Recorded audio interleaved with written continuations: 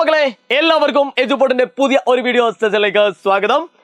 Solution അഥവാ ലായനിയുമായിട്ട് ബന്ധപ്പെട്ട ഏറ്റവും പ്രധാനപ്പെട്ട നിങ്ങൾ പഠിച്ചിരിക്കേണ്ട ക്രിസ്മസ് എക്സാമിന് ചോദിക്കാൻ ഒരുപാട് സാധ്യതകളുള്ള ഒരു ടോപ്പിക്കുമായിട്ടാണ് ഞാനിന്ന് വന്നിരിക്കുന്നത്. ഇവിടെ കൊടുത്തിട്ടുണ്ട് true solution, colloids and suspension. ലായനി, കൊളോയിഡ്, സസ്പെൻഷൻ. പലപ്പോഴും എന്താണ് കുട്ടികൾക്ക് ചെറിയ കൺഫ്യൂഷൻസുകൾ ഉണ്ടാവാറുണ്ട്. അതേപോലെ തന്നെ കൃത്യമായിട്ടുള്ള പോയിന്റ്സുകൾ ഓർത്തെടുക്കാൻ പറ്റാതാവുന്നുണ്ട്.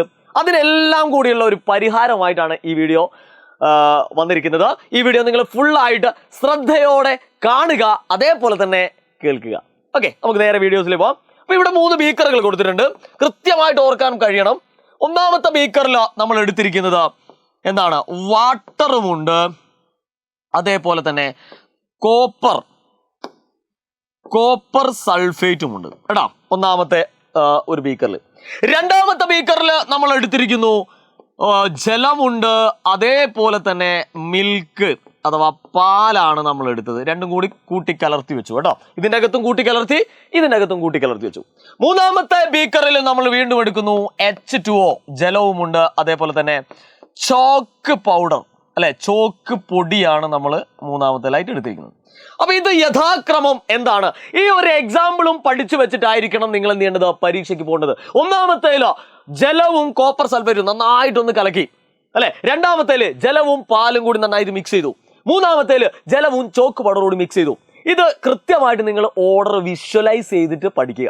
അപ്പൊ ഒന്നാമതായിട്ട് വരുന്നത് ട്രൂ സൊല്യൂഷൻ ആണ്, അഥവാ ലായനിയാണ്. ഇത് ലായനി അല്ലെങ്കിൽ ട്രൂ സൊല്യൂഷൻ എക്സാമ്പിൾ ആണ്. രണ്ടാമതായിട്ട് കൊളോയിഡ്സ് അല്ലെ, കൊളോയിഡ്സിന്റെ എക്സാമ്പിൾ ആണ്. മൂന്നാമത്തെ ആയിട്ടോ സസ്പെൻഷൻ ആണ്. മക്കളെ, ഇവിടെ ശ്രദ്ധിച്ച് നോക്കിക്കഴിഞ്ഞാൽ നമ്മൾ ഇതിന്റെ അകത്തൂടി ഒരു എന്താണ് ലൈറ്റ് ബീമിനെ നമ്മൾ പാസ് ചെയ്ത് കഴിഞ്ഞാൽ, ശ്രദ്ധിക്കണേ, ഇതിന്റെ അകത്തൂടി നമ്മൾ ലൈറ്റ് ബീമിനെ പാസ് ചെയ്ത് കഴിഞ്ഞാൽ ആ ലൈറ്റ് ബീം ഇതിന്റെ അകത്തൂടി ഒക്കെ കടന്നു പോകുന്നതിന് പ്രശ്നങ്ങളൊന്നുമില്ല. പക്ഷെ പാത്ത് കൃത്യമായിട്ട് കാണുന്നത് ഇതിൽ 2 എണ്ണമാണ്. ഓക്കെ, അപ്പൊ ഈ ഒരു ഞാൻ ഇവിടെ വരച്ചിരിക്കുന്ന ഒരു ചിത്രം നിങ്ങളെ മനസ്സിലുണ്ടാവണം. അതായത് ഇതിന്റെ അകത്തോടെ ലൈറ്റ് പാസ് ചെയ്യുന്നുണ്ട്, ലൈറ്റ് ഈസി ആയിട്ട് പാസ് ചെയ്യുന്നുണ്ട്. പക്ഷെ അതിന്റെ പാത്ത് കറക്റ്റ് ആയിട്ട് കിട്ടൂല. ഒരു അവ്യക്തമായിട്ടുള്ള, ഒരു ക്ലിയർ അല്ലാത്ത ഒരു പാത്തായിരിക്കും ഇതിന്റെ അകത്തോട് കാണുക. അതുകൊണ്ടാണ് ഞാൻ ഇങ്ങനെയൊക്കെ വരച്ചിരിക്കുന്നത് കേട്ടോ. ഓക്കെ, ക്ലിയർ ആയിട്ടുള്ള ഒരു പാത്ത് കിട്ടൂല. പക്ഷേ കൊളോയിഡ്സിൽ എത്തുമ്പോൾ കറക്റ്റ് നമുക്ക് എന്ത് ചെയ്യാം, ആ പാത്ത് കറക്റ്റ് ആയിട്ട് കാണാം. അതിനെക്കാട്ടും വൃത്തിയായിട്ടാണ് എന്ത് ചെയ്യുക, സസ്പെൻഷന്റെ അകത്ത് കാണുക. ക്ലിയർ ആണല്ലോ. അപ്പൊ ഒന്നാമത്തെ കിട്ടി. പ്രകാശപാത കൃത്യമായിട്ട് കാണുന്നില്ല അല്ലെ, the path of the light cannot be seen. ഇവിടെ കൃത്യമായിട്ട് കാണുന്നു, ഇവിടെ ഏറ്റവും നന്നായിട്ട് കാണുന്നു. ക്ലിയർ ആണല്ലോ മക്കളെ, ക്ലിയർ ആണല്ലോ. രണ്ടാമതായിട്ട് നിങ്ങൾ മനസ്സിലാക്കേണ്ട പോയിന്റ്സ് എന്ന് പറഞ്ഞു കഴിഞ്ഞാൽ, ഇതിനെ നമുക്ക് ഒരു അരിപ്പ വെച്ച് അരിച്ചെടുത്തു കഴിഞ്ഞാൽ ഇത് നമുക്ക് ഫിൽട്ടർ ചെയ്യാൻ കഴിയില്ല അല്ലെ.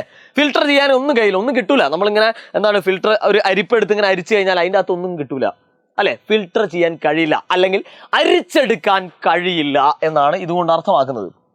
ഇവിടെ നിങ്ങൾ പാലും വെള്ളത്തിൽ കലക്കി അതിൻ്റെ അകത്ത് ഒരു അരിപ്പ വെച്ച് അരിച്ചു കഴിഞ്ഞാൽ പാല് ഇതിൻ്റെ അകത്ത് കിട്ടുമോ? ഈ അരിപ്പയ്ക്കകത്ത് കിട്ടുമോ? ഒരിക്കലുമില്ല. ഇതും നമുക്ക് എന്ത് ചെയ്യാൻ പറ്റൂല, ഫിൽട്ടർ അല്ലെങ്കിൽ അരിച്ചെടുക്കാൻ കഴിയില്ല അല്ലേ. മൂന്നാമതായിട്ടോ ചോക്ക് പൊടി കലക്കിയ വെള്ളത്തിന്റെ അകത്ത് നമ്മളിങ്ങനെ അരിപ്പയിൽ അരിച്ചെടുത്ത് കഴിഞ്ഞാൽ ആ അരിപ്പയ്ക്കകത്ത് ആരുണ്ടാവും? ചോക്ക് പൊടി ഉണ്ടാവും. അപ്പൊ ഈസി ആയിട്ട് ഇവിടെ ഫിൽട്ടർ അല്ലെങ്കിൽ അരിച്ചെടുക്കൽ സാധ്യമാണ്. ഓക്കെ, അപ്പൊ ഞാൻ ഈ പറഞ്ഞു തന്നിരിക്കുന്ന പോയിന്റ്സ് കൃത്യമായിട്ട് നിങ്ങൾ മനസ്സിലാക്കി വെക്കുക. ഇനി മൂന്നാമതായിട്ട് ഒറ്റ പോയിന്റ്സ് കൂടി ഉണ്ട്. ആ പോയിന്റ്സ് ഇതാണ്. ഇവിടെ ഇതിൻ്റെ അകത്തുള്ള പാർട്ടിക്കിൾസുകളുടെ സൈസ് വളരെ കുറവാണ്, ഒന്നും തന്നെ കാണാൻ കഴിയില്ല അല്ല. വളരെ ചെറിയ പാർട്ടിക്കിൾ സൈസ് ആണ്. ചെറിയൊരു പാർട്ടിക്കിൾ സൈസ്. അതിനെക്കാട്ടിലും സൈസ് കുറച്ചുകൂടി കൂടുതലാണ് ഇവിടെ ഉള്ള ആൾക്ക്. ക്ലിയർ ആണല്ലോ മക്കളെ.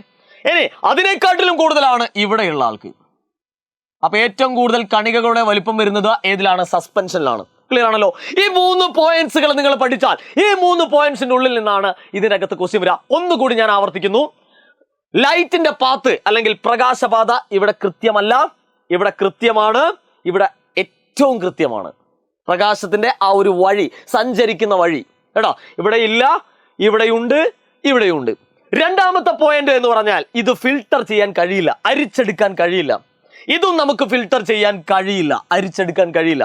ഇത് നമുക്ക് കൃത്യമായിട്ട് അരിച്ചെടുക്കാൻ കഴിയുന്നു. ക്ലിയർ ആണല്ലോ. മൂന്നാമത്തെ പോയിന്റ്സ്, പാർട്ടിക്കിൾസ് അല്ലെങ്കിൽ കണികളുടെ സൈസ് വളരെ വെരി സ്മോൾ അല്ലേ. ഇത് ആസ് കമ്പയർഡ് ടു എന്താണ് ഇതുമായിട്ട് കമ്പയർ ചെയ്യുന്ന സമയത്ത് ഇത് അത്യാവശ്യം വലുപ്പമുള്ളതാണ്, ഒരു മിനിമം സൈസിലുണ്ട്. ഇതാണ് ഏറ്റവും കൂടുതൽ മാക്സിമം സൈസ്. ഇത് എന്ന് പറഞ്ഞാൽ സസ്പെൻഷൻ. ക്ലിയർ ആണല്ലോ മക്കളെ. അപ്പൊ ഈ 3 പോയിന്റ്സുകൾ നിങ്ങളെ മനസ്സിൽ ആണിയടിച്ചു വെക്കുക. വീഡിയോ ഇഷ്ടപ്പെട്ടെങ്കിൽ നിങ്ങൾ എന്ത് ചെയ്യുക, നിങ്ങളെ കൂട്ടുകാർക്കൊക്കെ ഇപ്പൊ തന്നെ ഈ കണ്ട ഉടനെ തന്നെ നിങ്ങൾ ഷെയർ ചെയ്യുക. അത് മാത്രം പോരാ, നമ്മുടെ ചാനൽ ആരെങ്കിലും സബ്സ്ക്രൈബ് ചെയ്യാതെ കാണുന്നുണ്ടെങ്കിൽ അതൊന്ന് സബ്സ്ക്രൈബ് ചെയ്യുക, ലൈക്ക് ചെയ്യാം. ഈ വർഷത്തെ ക്രിസ്മസ് എക്സാം നമ്മൾ ഒരുമിച്ച് കളറാക്കും. Good bye.